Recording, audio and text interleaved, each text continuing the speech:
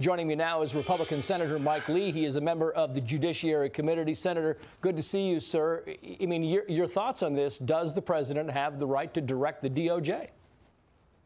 The president is the head of the executive branch of government, and all senior personnel within the executive branch of government, including and especially federal prosecutors, the attorney general, and every U.S. attorney is appointed by the president and, after Senate confirmation, serves at the pleasure of the president.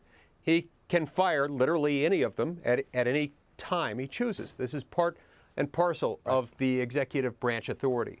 And so it necessarily follows that along with the power to pardon and commute sentences, he does have the power to dismiss people who make these decisions. What do you make of this back and forth between the president and the attorney general? The attorney general, of course, coming out last Thursday saying, look, the president is making my job very difficult with these tweets, making my job impossible was the quote. And the president yesterday saying, I agree, it is making his job harder. But then 3 minutes later, the president kind of defended his right to tweet. Your thoughts? The president certainly doesn't shed his First Amendment expressive rights by becoming president of the United States and the chief executive officer of the federal government.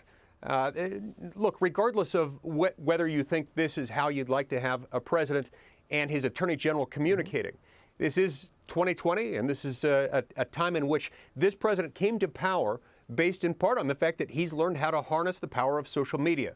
If he chooses to communicate this way, this is his prerogative. And it's not the prerogative of these deep state Department of Justice liberals who joined together in this group and called this somehow a violation of the Constitution. It's a frivolous argument, and they should be ashamed of themselves.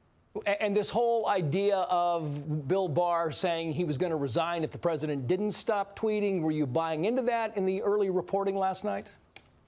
Yeah, I really don't know. I'm reluctant to speak for Attorney General Barr or for the president on this. I don't suspect that this is something that's going to culminate in his departure, but I don't know him well enough to be able to guess whether that's going to happen.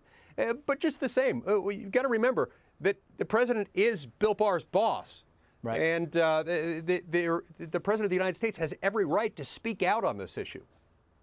Yeah.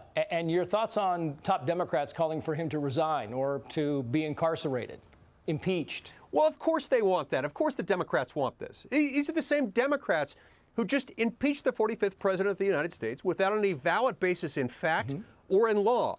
And he's got an attorney general who's got an established track record, who's respected, who's a no-nonsense prosecutor, and a seasoned, wise attorney. Of course they want him gone. But this doesn't make it right. That doesn't mean they have a valid basis for doing so, because they don't. I want to get your thoughts on this balance. I want to put this up. This is Jonathan Turley writing in The Hill in defense of William Barr, saying there are good faith reasons to question the Justice Department process that led to the resignation of multiple prosecutors after the lowering of a recommended sentence for a friend of the president. There also stands a legitimate question of why it was necessary to intervene in this particular case over a sentencing recommendation. Your thoughts on that comment?